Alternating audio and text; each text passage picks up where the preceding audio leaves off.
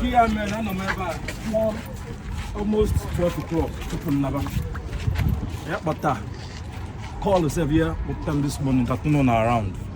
Unless I can also come here. Biko, please, this your placard is important. So that they are addressing their problem and it's important. Yes, sir. Oh yeah, the man and son Igbo. But I'll try in Chanine Neba, Bondi Igbo. Oh, my body deep Igbo.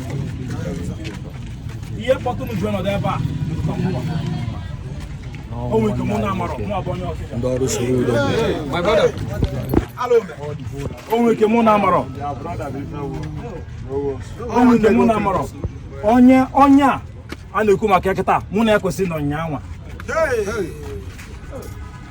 Ndị ihe ala bekoto n'ọnụ so that na ya be kenem nabata m na nwanne ha the DPO bịazi okpoko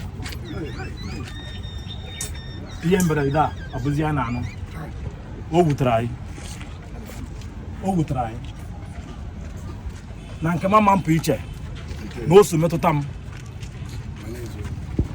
mana ihe na-ekwu kịta bụ anyị eji nwayọ number 1 bụ that na ọ masịgodo m kunu si wee bịa igwe ntu a ma mee ya ka ọ bụ ife na-aga nwayọ ọ bụ ife ji nsogbu na gidigidi na gada wee na-eme kama na owute anyị the situation kwụsị me nya a wee zọbakwa steering azọ steering ọ dị too bad ọ dị very bad ọ bụ na ọ bụrụ unfortunate na men ọnya akarị ijekwu ọnwụ mberede ya mkpụrụ obi onye a masịrị Nigeria maka adịghị n'anya echi niile o nwere ike ya abụkwa na awa gọvanọ eziokwu asị chairman ogbe anyị airport right hand world general chairman so o nwere opportunity bụ gọvanọ. What about you? What about Mazala?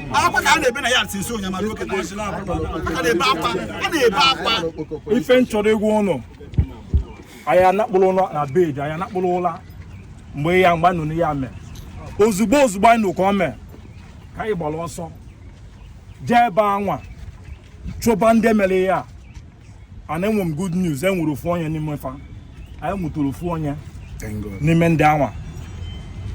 Ndana Kumaria. Bunde Ubet. Can they yammer maka Ubet? I don't know about them. Oh, Hanwa. So starting with driver. Obu no more if they can revenue, tax, whatever. I question no more usura isi civilized way. Onye bagodo also amaka isi with obu the plate number deputa. Obro zikita keji ike. Esu yinine.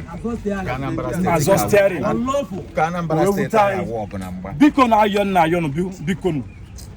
The people I go arrest so far. Ayapoda go already to Oka. Yesterday. Even ma aqua faji alu their uniform. Go see no how ha. So one at time to me is we deny is if men. And if na yono. If na yono. Buntu nsu bata. N'iji nwayo. N'umu obiana.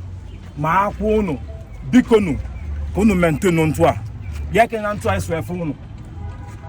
Makini ya neku makia. So ko emetuta mwa. Nnerikwa arere. Ebogo ma akwa na nya niile. Mana biko kai mazi kai esiwe sule ya. Kama kai present to the government of Anambra State. Kai we gwelo kita Okadigbo we ma ka eche chekoba ụmụ Anambra ndị Anambra. Maka ọbụ na alapụ ya ntu a o nwe ike chine ọka njọ. Ka njọ. Ebu chairman biko ka afọ jimara ya. High Chief Nze Mmachi. No. Onye ebe ka iwu nna. Onye Anam. O doro anya. Onye Anambra nne na ebe ndị Anambra na ebe. Onye na-ekwu maka ebe onye Anambra. None. United we stand. United we move. United we conquer. DPO I kenele. Thank you. Asna mmanya bụ onye ọma obe udu. Ndị a niile na-ebe a bụ landlord. ọbụna anyị bụ taụtụ ma anyị si na ọ bụ ebe anyị si mebili ya na-agbada onye anụnwa bụ onye ulo anyị sị ka anyị kwali ugwu anyị kelele gị nne anyị abịara ọka ma onye ọ na ebe a mụ na-akpụgo gị ọka gbasara anyị mana ibe anyị na-ekwu bụ justice then another thing enwere m ogologo okwu ibe nchọrọ ka anyị yọọ gị ka imeela anyị ka inye anyị polisi anyị chọrọ ịga round from ebe a tọọ iwe ka anyị nachiete nara because no mmadụ nwụrụ this thing na-eme mụnwa na personally each time pụtara ọpụ iwe ka ana m anụ ọgụ anyị da mmadụ asị na mmadụ nyụrụ mamịrị akwali anya na moto mmadụ ji etule anya na gota moto niile na-aga n'ụzọ na-akwụ gọọmenti road wordness moto nwere right ịpak n'ebe ọ chọrọ ịpak na-abụrụ ebe blọkụrụ ụzọ mana every time a na-achụọli moto so anyị na-ayọ gị ka inyere anyị aka because na ive emebigo especially na ala Igbo ọ bụrụzi ibe eji mmalụ ndị Igbo ka ha na-eme taa ọ kpọtụrụ n'ọka ebe nwanne nyaahụ disem igbo mmadụ anyaahụ ọ kpọtụrụ n'Ọnịcha na-egbu ndị mmadụ ka na-egbu ọnwụ so na ịmara aka ihe enyela anyị ibe anyị bịa peace and anyị efolokwe the matter mee ka ịchọ na ndị a jele nga